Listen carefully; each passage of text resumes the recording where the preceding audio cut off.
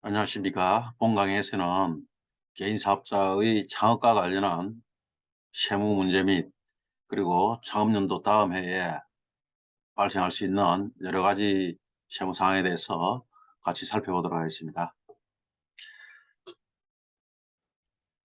사업자는 사업자 등록을 해야 되는데, 사업자라 하면은 우리가 지하 또는 용역을 계속 반복적으로 공급하는 자를 의미합니다. 따라서 내가 자동차를 보유하다가 뭐 중고상에 팔았다, 이런 경우에는 사업적으로 하는 것이 아니다, 그죠? 일시적으로 물품을 뭐 파는 경우에는 사업자에 해당하지 않습니다. 이런 사업자에 해당하는 경우에는 세무서에 반드시 등록을 해야 되죠.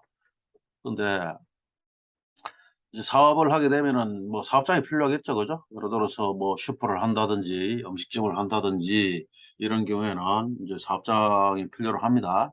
그런 어떤 경우에는 사업장이 필요 없는 경우가 있습니다. 예를 들어서 뭐 집에서 인터넷을 위한 통신 판매를 한다든지, 또는 뭐 출판업을 한다든지 이런 경우에는 사업장 없이 사업을 할 수가 있습니다. 그래서 그 사업을 할 때 뭐 반드시 사업장이 필요한 것은 아니다, 이렇게 이해를 하십시오.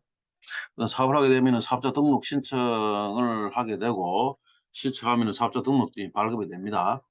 사업자 등록 신청은 뭐 잘 아시다시피 그냥 관할 세무서에 가셔 가지고 사업자 등록 신청서에 기재를 해서 신청을 하시면 됩니다. 그리고 요즘은 국세청에서 납세자 편의를 위해서 뭐 국세에 관련된 대부분의 업무를 홈택스라는 데서 다 이렇게 전자적으로 할 수 있도록 되어 있습니다.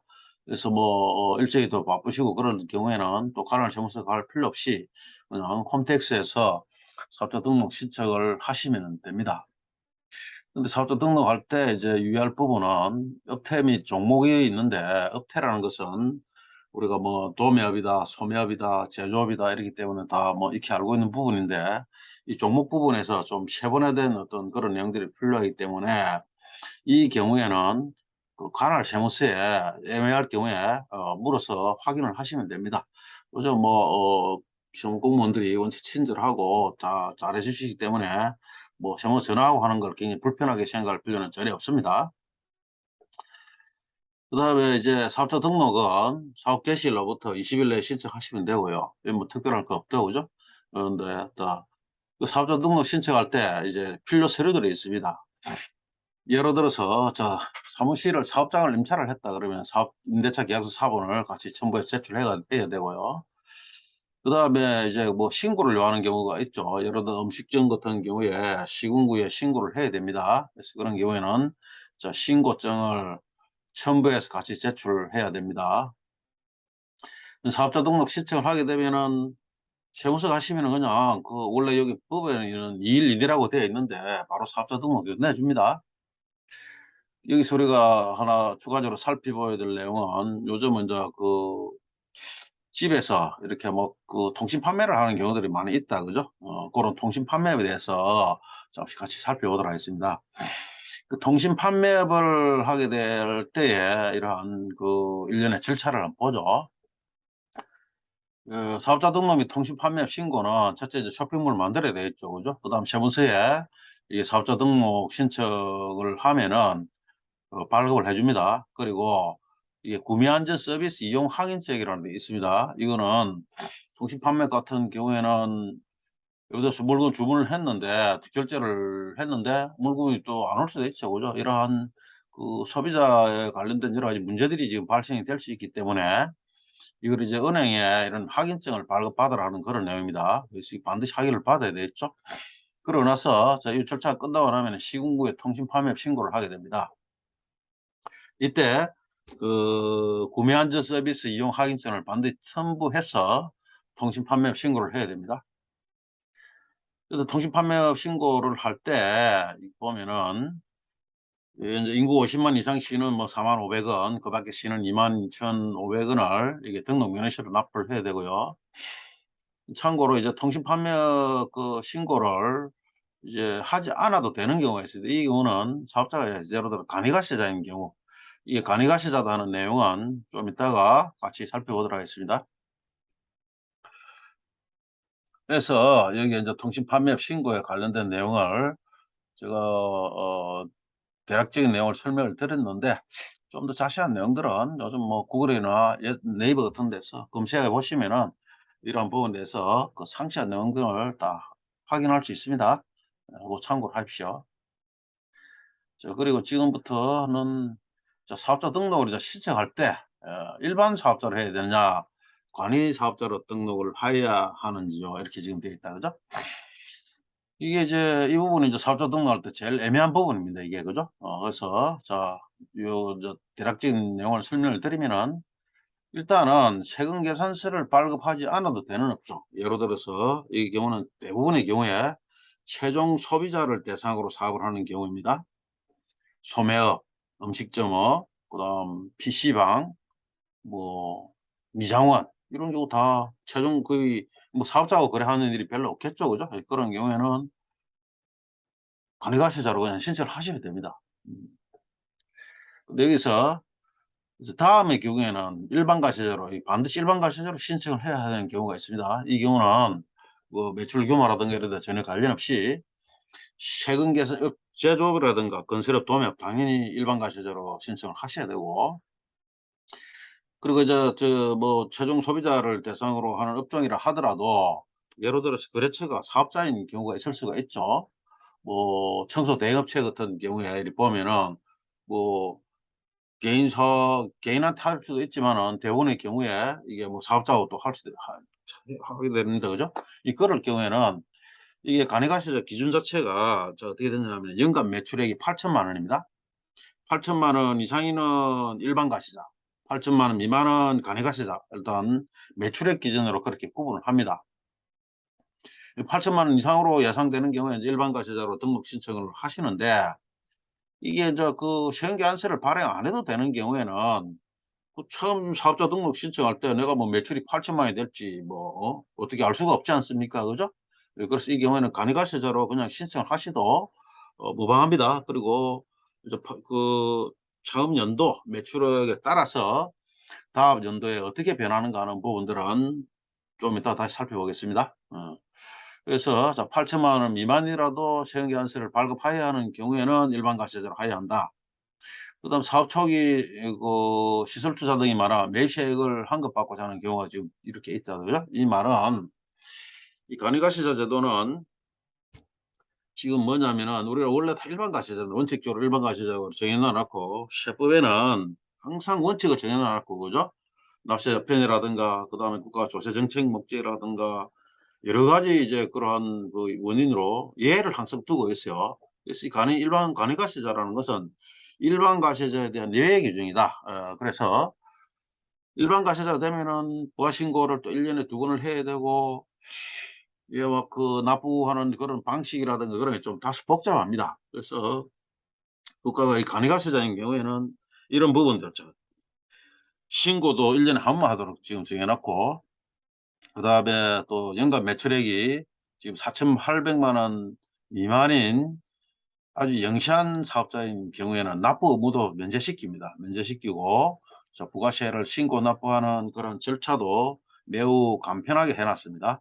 따라서 간이가시자가 되면은 이제 이러한 여러 가지 장점들이 있는데, 한 간이가시자는 우리가 매입세액을 이렇게 환급은 안 해 줍니다. 매입세액이 매출세액보다 많다 하더라도. 이 말이 뭐냐 그러면은, 우리가 물건을 사업자인 경우에는 과세사업자 물건 팔면은 반드시 물건 파는 금액의 10%를 더 받아서 세법에서 정하는 이제 과세기간, 예를 들어 일반 과세자는 1월 1 일부터 6월 30일 1기라 그럽니다.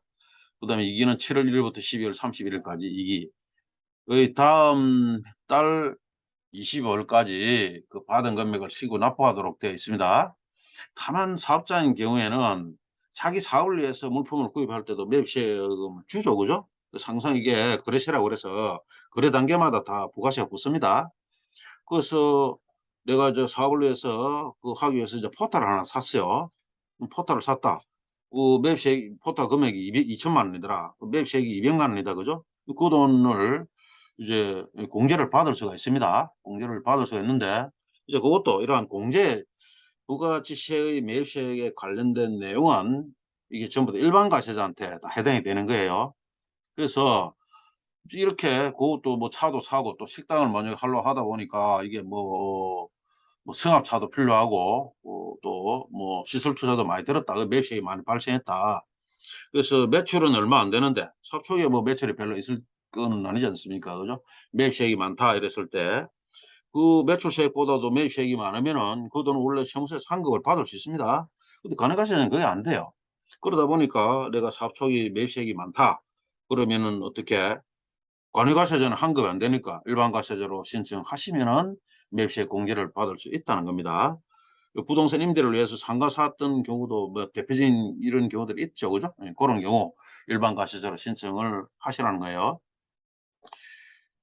그다음 연간 공급대가가 이제 8천만 원 미만이더라도 관해가세를 적용할 수 없는 업종이 있다. 이거는 제조업, 도매업, 시지역, 시 이상 지역의 과세 유형 장소, 뭐 건설업, 전문직 사업자 이런 식으로 지금 어떤 관해가세자를 적용할 수 없는 업종을 지금 법에서 지금 규정을 해놨습니다.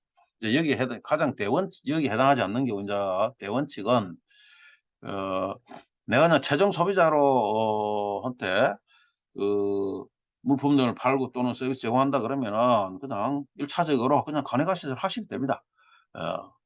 어, 이거는 사업 초기에 매입세액이 많지 않은 경우다 말입니다. 그죠? 그렇게 지금 이해를 하시면 됩니다. 그 과세 사업자 및 면세 사업자는 구분을 어떻게 하냐 이렇게 돼 있다. 그죠? 우리가 이것도 원칙은 우리가 모든 부분이 다 과세입니다. 부가가치세가 과세가 되도록 되어 있습니다. 그래서 그렇게 해야 되는데 국가가 또 요것도 예외 규정으로 조세 정책 목적이라든가 국민의 어떤 뭐 주거 안정이라든가 또는 국민의 기초 생활 등과 관련된 부분이 있어 가지고 특정한 경우에 부가가치세 거래를 징수를 포기하겠다고 하는 게 면세입니다. 부가세 안 받는다는 거예요.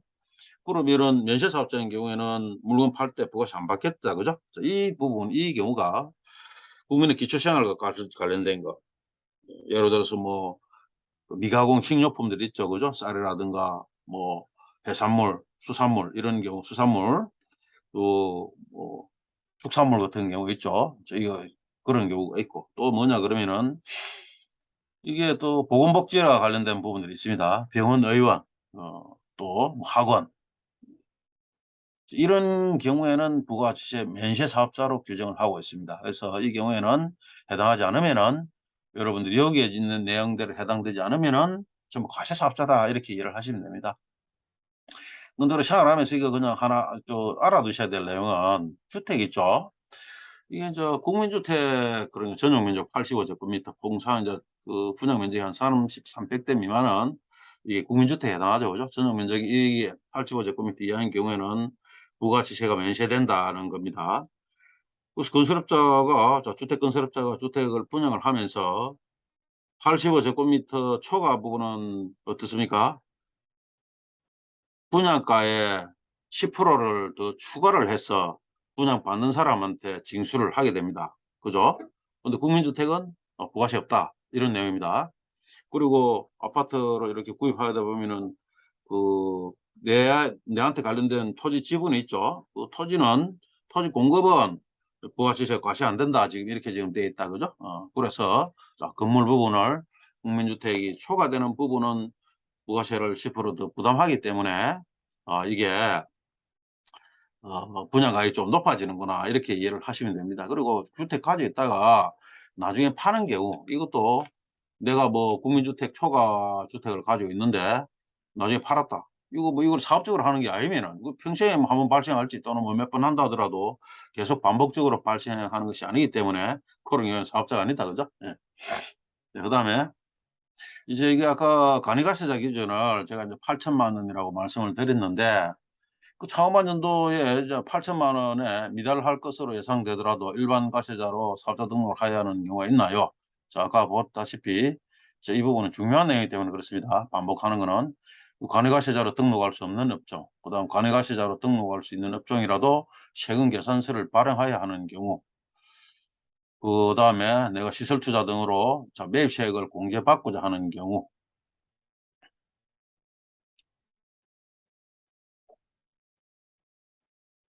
자, 그런 내용들이 있다는 정도로 지금 살펴보시고 자, 넘어가도록 하겠습니다. 자, 차업연도 매출액과 관련한 세무상 유의사항이 있다. 그죠? 차업연도 다음에 이제 부가치세 문제가 있습니다.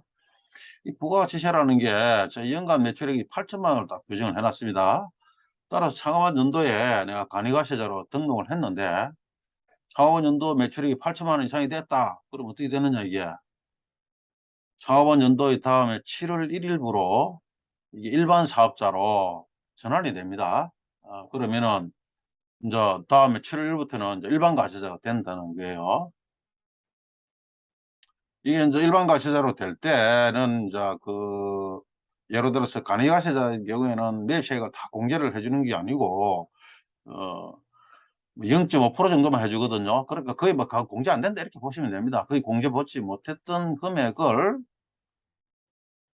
나중에 일반 과세자로 이제 됐을 때 그걸 공제를 해준다 하는 그런 내용입니다. 그게 뭐 재고 매입시액이라고 그러는데 이 내용은 다소 복잡하기 때문에 제가 다른 장에서 따로 설명을 드리겠습니다. 자, 그다음 창업한 연도에 일반 과세자로 사업자 등록을 했는데 연도 매출액이 창업 연도 매출이 8천만 미달하게 됐다. 이게 어떻게 되느냐? 이 반대로 창업한 연도 매출액이 8천만 미달하게 되면은 어떻게 돼? 간이가세자로 전환이 됩니다. 따라서 다음에 7월 1일자로 간이가세 전환되는 거예요. 여기서 지금 문제가 뭐냐 그러면은 세금 계산서를 발급하지 않는 업종인 경우에는 뭐 크게 간이가세자로 전환되더라도 일반 가세자에서 간이가세자로 전환되더라도 따로 크게 신경 쓸 일이 없죠. 그냥 그렇게 하면 주로 이제 최종 소비자를 대상으로 하는 경우 그죠? 그런데 이것도 지금 유의를 해야 할 부분들이 있습니다. 그 뭐냐면은 일반 가세자로 신청했다가 처음에 막 매입세 공제를 내가 받았어. 근데 이 간이가세자는 원래 매입세 공제가 되지 않는단 말입니다. 그죠? 그때 내가 매입세 공제받았던 금액을 나중에 관이가세자로 전환될 때에 다시 납부를 해야 됩니다. 이걸 이제 재고 납부세액이라 그러는데 이 부분도 이제 계산 방식이 좀 까다롭고 조금 다소 전문적인 부분이라서 다른 장을 달리 제가 한번 설명을 드릴게요. 어찌됐든 이게 일반 가세자에서 가리가세자로 전환이 될 때 내가 세금계산서를 발급을 하여야 하는 업종인 경우에도 문제가 지금 된다는 거 하고 그다음에 매입세액 공제를 내가 일반 가세자 했을 때 많이 받았다. 그 공제받은 금액이 크다. 이럴 경우에도 이게 좀 골치아ಪ್ 문제가 있구나. 요렇게 지금 이해를 하십시오. 그거 지금 살펴볼게요. 세금계산서 발급은 이게 일반 가세자만 발급을 할 수 있도록 되어 있고 그다음에 가리가세자는 원칙적으로 또 발급을 못 합니다.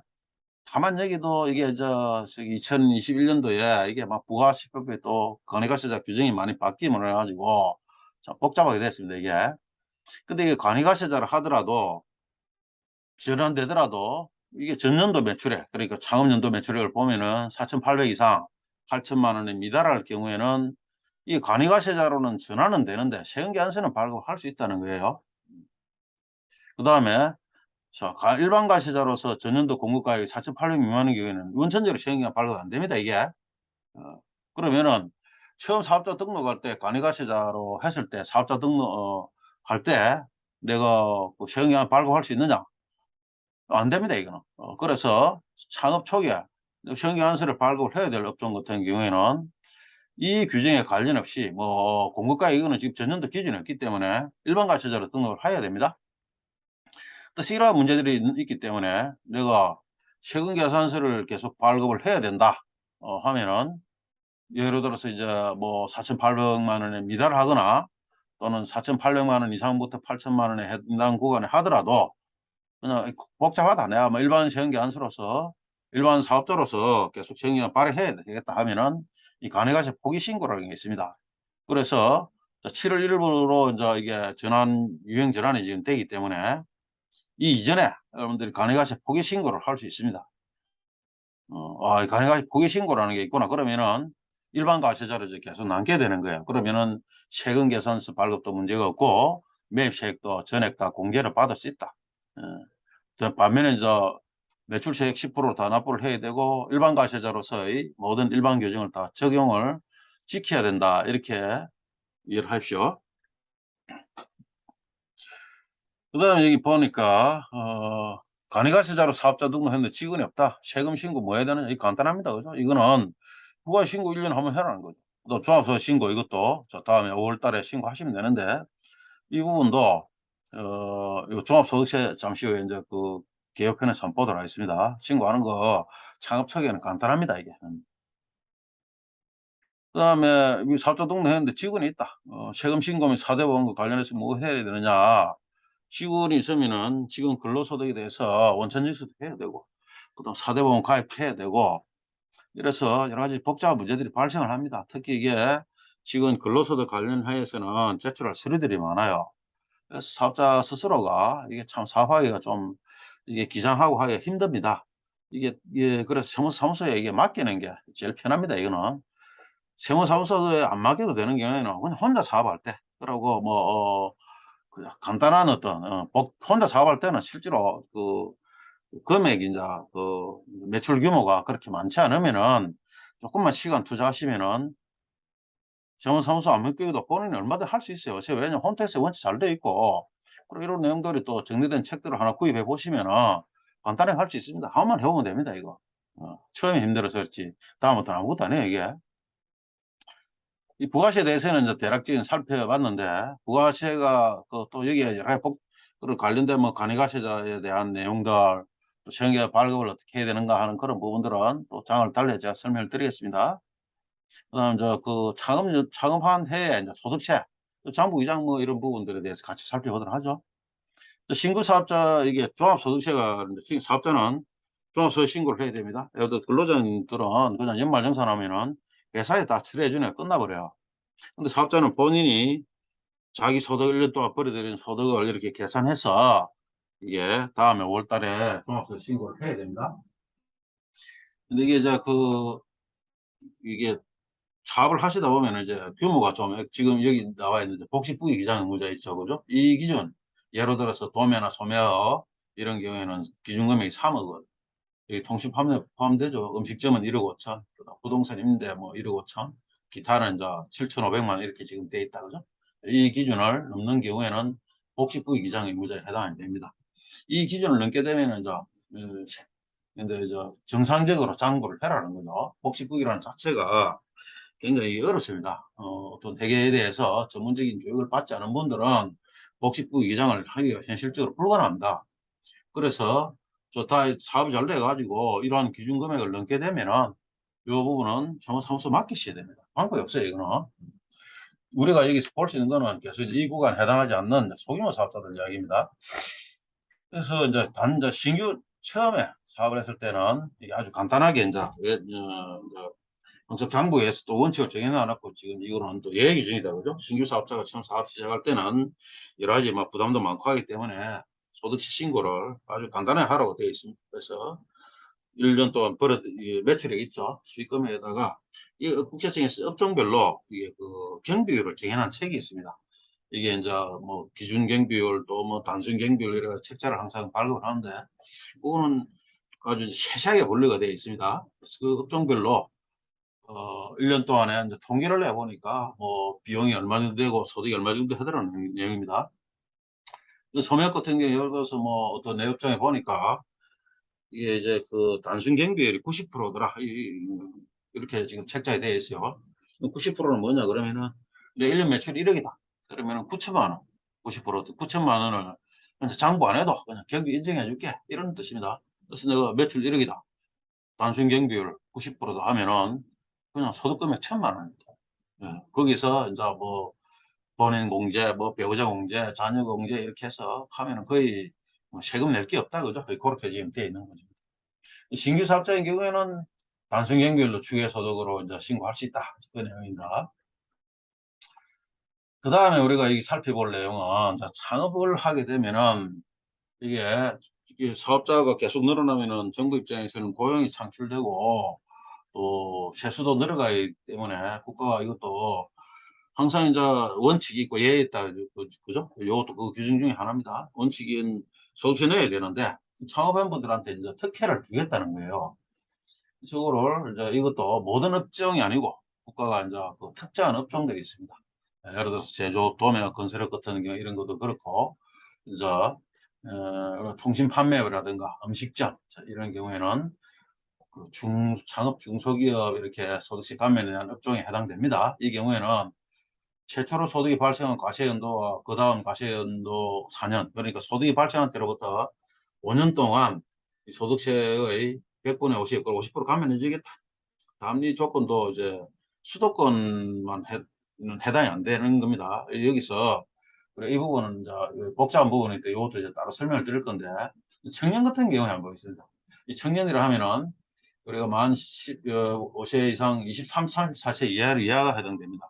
그러니까 창업을 하시는 본인이 34세 이하에 해당되는 경우에 국가가 이게 그 창업 사업자를 위해 가지고 어느 정도 지금 혜택을 드리냐 그러면은, 이게 수도권, 그러니까 수도권의 경우에도 여기는 수도권도 해당이 돼요. 아까 이제 통신 판매 같은 경우에 청년이 수도권에서 창업했다 그러면은 소득세 뭐 산출세액이 나왔다 그러면은 5년간 50% 감면해 주는 겁니다.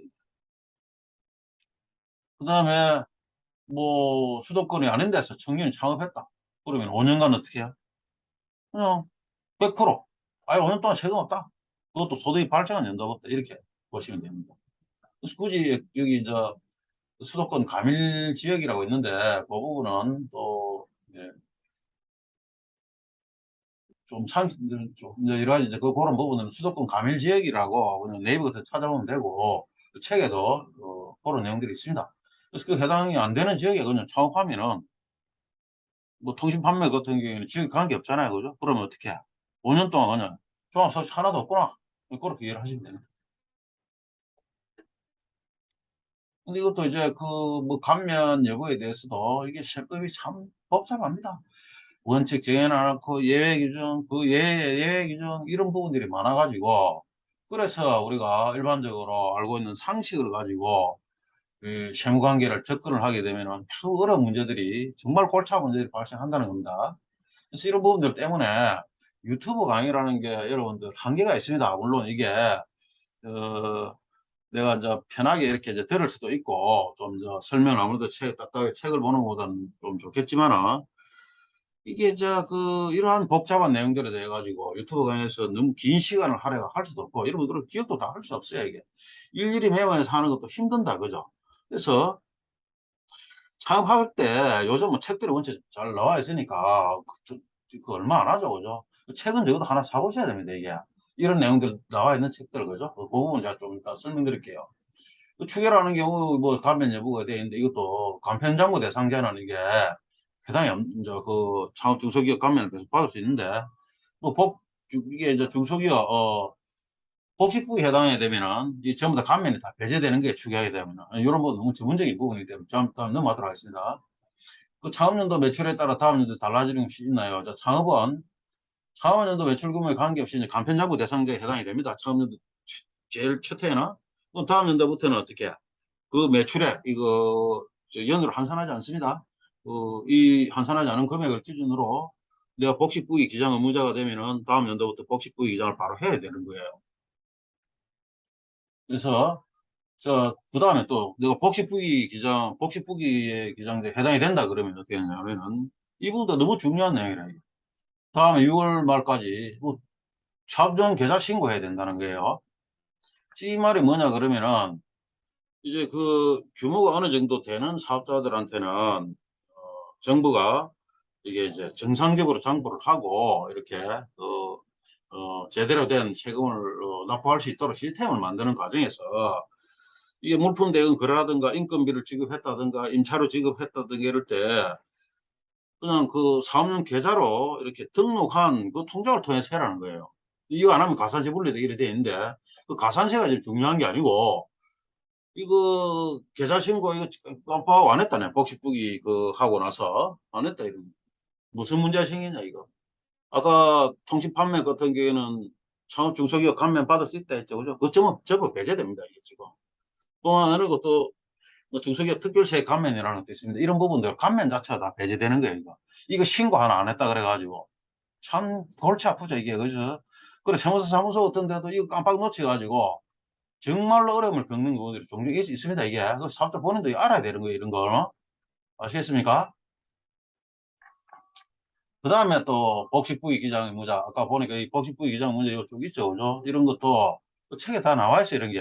이거 어떻게 지금 이걸 뭐 보고 뭐 어떻게 하겠습니까? 그죠? 저희 보면은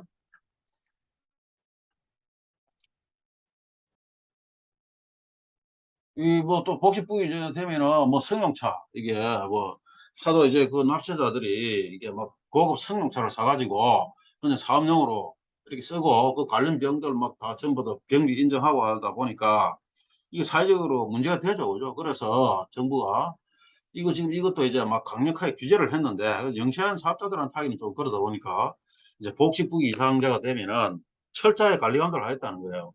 그래서 뭐 이걸 이제 그러한 기준에 따라 가지고 업무용 승용차 관련 비용 명시성도 제출해야 되고 이 부분은 이제 뭐 감가상각에 관련된 그런 규정들을 제한 뒀습니다. 그런 내용이 있다는 거. 그래서 이러한 복잡한 내용들로 인해 가지고 창업한 연도 다음부터는 복식부위 이장에 해당하는 경우 형사사무소 맡겨야 됩니다. 이거 본인이 지금 할 수가 없어요. 복식부위 이장이 문제가 되면은. 그래서 여기에 대해서 우리가 창업 초기에 세무상 주의해야 할 사항들, 또 간이가세자, 일반가세자, 그다음 면세 사업자 등에 대해서 살펴봤는데 이런 내용들을 우리가 뭐 메모를 해가면서 이걸 막 공부를까지 해가면서 하기도 참 복잡하지 않습니까? 그죠? 그래서 제가 이게 창업 개인 사업자 세금 실무에 대해서 모든 내용을 여기 이 책에 지금 다 담아 놨습니다.